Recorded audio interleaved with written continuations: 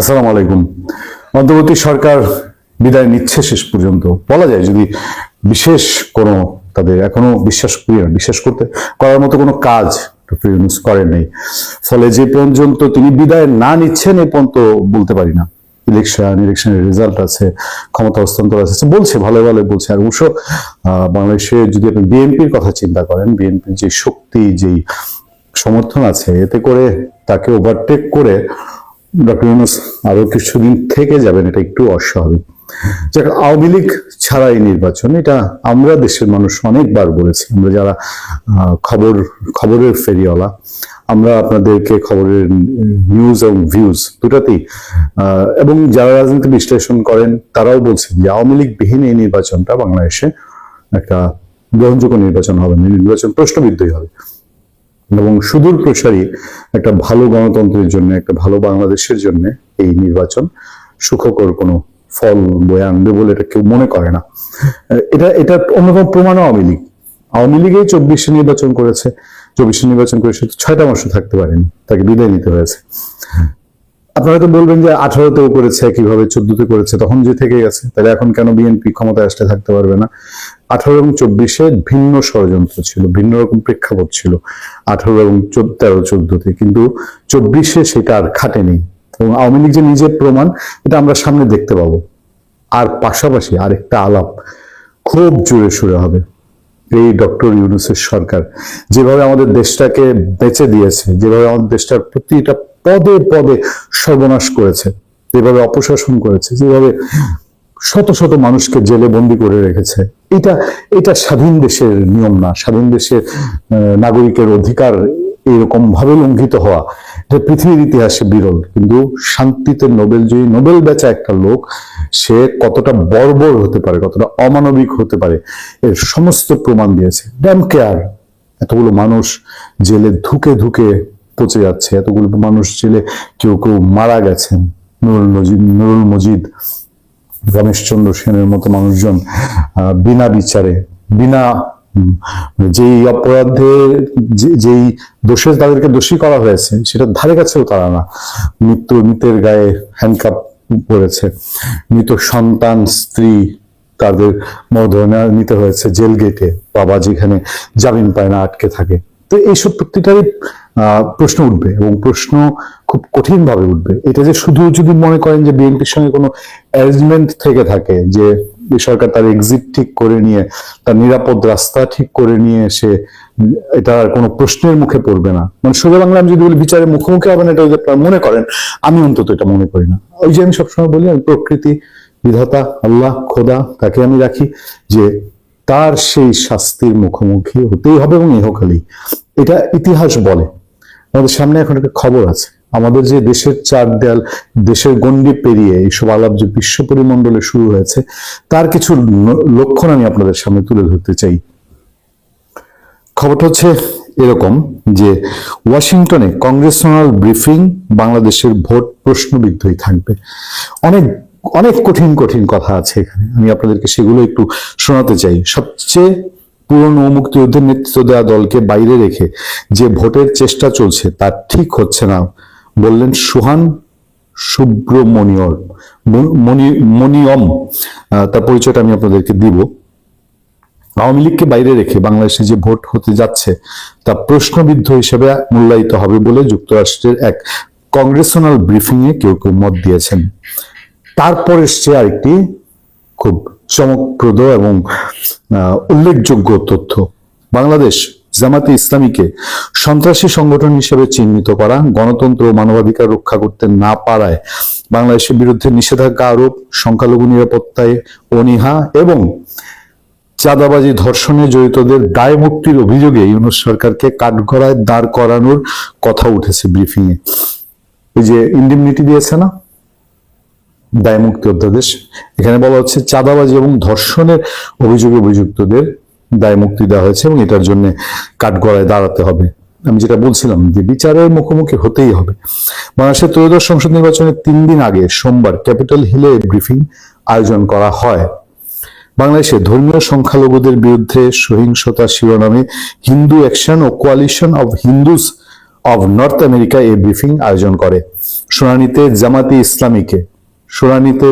ইসলামীকে সন্ত্রাসী সংগঠন ঘোষণা করে নিষিদ্ধের পক্ষে মত দেন ওয়াশিংটন ডিসি ভিত্তিক গবেষণা প্রতিষ্ঠান আমেরিকান এন্টারপ্রাইজ ইনস্টিটিউটের জ্যেষ্ঠ গবেষক মাইকেল রুবিন।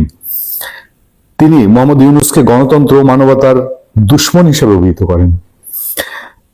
12 ফেব্রুয়ারি নির্বাচনের কোনো গ্রহণযোগ্যতা থাকবে না বলে মন্তব্য করেন রুবিন। তিনি বলেন, ধর্মের দোহাই দিয়ে অন্যায়, অপকর্ম ও দুর্নীতির দায় থেকে রেহাই পেতে চায় জামাতে ইসলামী। তারা অপকর্ম ঢাকতেও ইসলামকে ঢাল হিসেবে ব্যবহার করেছে, যা বাংলাদেশের জন্য কখনো শুভ ফল বয়ে আনবে না। ওয়াশিংটন পোস্টে একটি প্রতিবেদনের কথা তুলে ধরে রুবিন বলেন, ওই যে আমরা আলোচনা করেছি, সারা দেশে প্রচুর আলোচনা হয়েছে যে আমেরিকান কূটনীতিকরা, ডিপ্লোম্যাটরা তারা বাংলাদেশে জামাত ইসলামের সঙ্গে ঘনিষ্ঠতা তৈরি করতে চায়। রুবিন বলেন, ট্রাম্প প্রশাসন জামাত ইসলামীর সঙ্গে সম্পর্ক তৈরি করছে, এটা কখনো গ্রহণযোগ্য হতে পারে না। ধর্মের লেবাসে যারা সন্ত্রাসে লিপ্ত, যারা গণতন্ত্রের শ্রদ্ধাশীল নয়, যারা নারীর স্বাধীনতাকে হরণ করেছে প্রতিনিয়ত, তাদের সঙ্গে যুক্তরাষ্ট্রের সম্পর্ক হয় কিভাবে প্রশ্ন তোলা হচ্ছে। এ ব্যাপারে রিপাবলিকান ও ডেমোক্রেটদের একসঙ্গে কাজ করা উচিত বলে মন্তব্য করে রুবিন বলছেন, 71-এর পরাজয়ের প্রতিশোধ নিতে জামাতে ইসলামীর সহযোগী হয়েছেন মোহাম্মদ ইউনূস। মানে স্বরূপটা কোথায় তারা উন্মোচন করে দিয়েছে। ফলে আগামী দিনে বিনা চ্যালেঞ্জে এগুলো সব পার হয়ে যাবে, এটা মনে করার বোধহয় কোনো কারণ নেই। এমন একটি ধারণা তো অনেকের মধ্যে জন্মেছে যে যুক্তরাষ্ট্র জামাতকে ক্ষমতায় দেখতে চায়। আবার এই অঞ্চলের দায়িত্বে আসা মার্কিন যুক্তরাষ্ট্রের পররাষ্ট্র দপ্তরের দক্ষিণ এবং মধ্য এশিয়া বিষয়ক অ্যাসিস্ট্যান্ট সেক্রেটারি এস পল কাপুর প্রচণ্ডভাবে চীন এবং পাকিস্তান বিরোধী। অন্যদিকে আবার চীন, পাকিস্তান এবং তুরস্ক কেন্দ্রিক যে একটি অঘোষিত জোট, সেই জোটকে কেন্দ্রে আবর্তিত হচ্ছে জামাত, এনসিপি এবং এবি পার্টির মতন দলগুলোর রাজনৈতিক আদর্শ এবং কর্মকাণ্ড। তাহলে আসলে ফারাকটি কোথায়, সে বিষয়ে আসছি। এস পল কাপুর সেই দায়িত্বে আসছেন যে দায়িত্বে এর আগে ছিলেন ডোনাল্ড লু। আপনার নিশ্চয় মনে আছে নামটি, যিনি 2024 7 জানুয়ারি নির্বাচনের আগে দফায় দফায় বাংলাদেশ সফরে এলেন এবং একটা রহস্যময় পুরুষে পরিণত হলেন। তিনি পিটার ডি হাসকে মাঝখানে রেখে রাজনৈতিক দল এবং সরকারের মধ্যে দোতিয়ালি চালানোর চেষ্টা করছিলেন বিভিন্ন বিষয়ে, এবং পাকিস্তান এবং বাংলাদেশের সরকার পতনের দিক থেকে, অর্থাৎ ইমরান খান সরকার এবং শেখ হাসিনার সরকার পতনে তিনি কলকাঠি নেড়েছেন, ডিজাইন এঁকেছেন।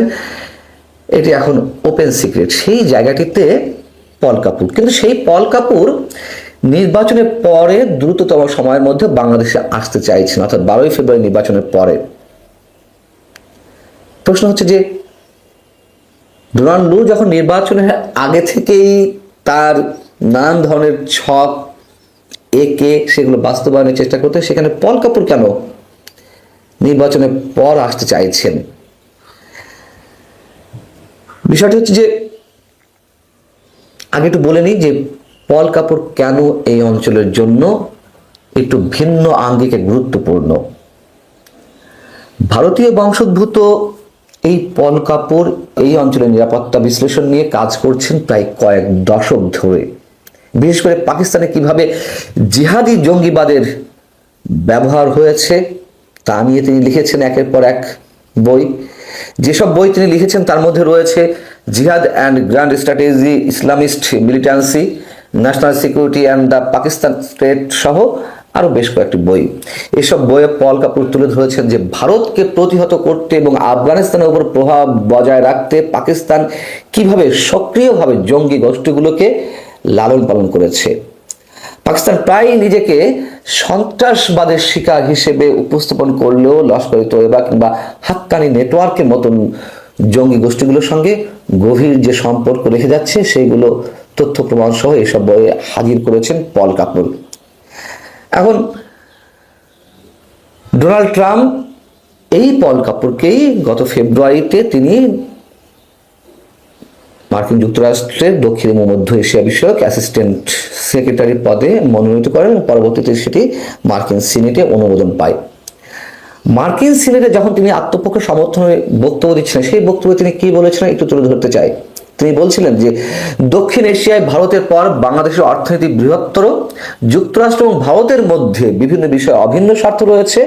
এর মধ্যে প্রধান হলো চীনের আধিপত্য মুক্ত একটি মুক্ত ইন্দো প্যাসিফিক অঞ্চল নিশ্চিত করা। এই কটি লাইনে, এই কটি শব্দে তিনি চীন, ভারত, যুক্তরাষ্ট্র, বাংলাদেশ সম্পর্কেও তার একটি ধারণা তিনি ব্যক্ত করে ফেলেন। এবং এর সঙ্গে পল কাপুর আরো বলেছিলেন যে যুক্তরাষ্ট্র ভারতের সম্পর্ককে আরো বিশাল সম্ভাবনার পথে নিয়ে যেতে তিনি কাজ করবেন, যদি কিনা তিনি মনোনীত হন চূড়ান্তভাবে এই অঞ্চলের দায়িত্বে। আবার বাংলাদেশে নিযুক্ত হয়ে নতুন যে মার্কিন রাষ্ট্রদূত এলেন ব্রেন্ট ক্রিস্টেনসেন, তার বক্তব্য একই রকম। তিনি মার্কিন সিনেটে যে বক্তব্য দিয়েছেন, বাংলাদেশে এসেও সাংবাদিকদের সামনে একই কথা বলেছেন। তিনি বলছেন যে আমি শুনানিতে যেমন প্রতিশ্রুতি দিয়েছিলাম, আমি আমাদের বন্ধুদের সঙ্গে যোগাযোগ রাখবো। সরকারে যারা থাকবেন, সেটা অন্তর্বর্তী সরকার হোক বা নতুন নির্বাচিত সরকার, যদি বাংলাদেশ সরকার সেই পথে যেতে চায়, তাহলে কিছু নির্দিষ্ট ক্ষেত্রে চীনের সঙ্গে যুক্ত হওয়ায় ঝুঁকিগুলো আমি স্পষ্টভাবে তুলে ধরবো। নিশ্চয়ই এটি নিয়ে অনেক আলোচনা হয়েছে, আপনারা শুনেছেন যে চীনের সঙ্গে বাংলাদেশের সম্পর্ক রাখা যাবে না, বাংলাদেশ তার কত ঝুঁকির মধ্যে রয়েছে, সেক্ষেত্রে সেটা আমি বোঝাবো এবং বোঝাতে সক্ষম হব। এখন প্রশ্ন হচ্ছে, কোন পথে হাঁটছে যুক্তরাষ্ট্র? ভারতই বা কি করবে? এই নির্বাচনে যে দলই ক্ষমতা আসুক না কেন, সত্যি সত্যি সেই দলের সঙ্গে যুক্তরাষ্ট্র কাজ করবে, নাকি কোন দল ক্ষমতা আসবে সেটা আগেই যুক্তরাষ্ট্র সেট করে রেখেছে? তাহলে পল কাপুর কেন নির্বাচনের পর আসবে? আমরা জানি যে এই অঞ্চলে পল কাপুরের হয়ে আপাতত দায়িত্ব পালন করছেন ভারতে নিযুক্ত মার্কিন রাষ্ট্রদূত সার্জিও গোর এর মধ্যে ভারতের বিভিন্ন ধরনের অনুষ্ঠানে তার বিভিন্ন ধরনের দৃষ্টিভঙ্গি প্রকাশ করেছেন বাংলাদেশ বা নির্বাচন বিষয়ে। অতএব আমরা ধরে নিতে পারি হয়তো খেলার ছকটি আগে থেকেই নির্ধারিত। চীনের ক্ষেত্রে ভারত যুক্তরাষ্ট্র একই সরল রেখায় সবসময় অবস্থান করে, এটি আমরা সবাই জানি। কিন্তু এটিও সত্য কথা, আঞ্চলিক খেলায় ভারত যুক্তরাষ্ট্রের সব এজেন্ডাকে সমর্থন করে না। ভেতরে ভেতরে উপর থেকে হয়তো তাদের সম্পর্ক থাকতেই পারে। এদিকে রয়টার্স আবার একটি প্রতিবেদন প্রকাশ করেছে একদিন আগে, যেখানে বলা হচ্ছে 2024 সালে শেখ হাসিনা পতনের পর ভারতের সঙ্গে ঢাকার সম্পর্কের অবনতির সুযোগ নিয়েছে চীন, এবং সেই জায়গা থেকে চীন তার বিনিয়োগ ও কূটনৈতিক তৎপরতা জোরদার করেছে। চীনের রাষ্ট্রদূত ইয়াও ওয়েন তাকে সম্প্রতি বাংলাদেশের রাজনৈতিক নেতা এবং সাংবাদিকদের সঙ্গে বিলিয়ন বিলিয়ন ডলারের অবকাঠামো প্রকল্প নিয়ে দফায় দফায় বৈঠক করতে দেখা গেছে, কথা বলতে দেখা গেছে। এমনকি ভারতের সীমান্ত সংলগ্ন বাংলাদেশের একটি অঞ্চলে ড্রোন তৈরির কারখানা স্থাপনের বিষয়েও চীনের সঙ্গে প্রতিরক্ষা চুক্তি স্বাক্ষরিত হয়েছে। তাহলে সমীকরণগুলো কোথায় যাচ্ছে?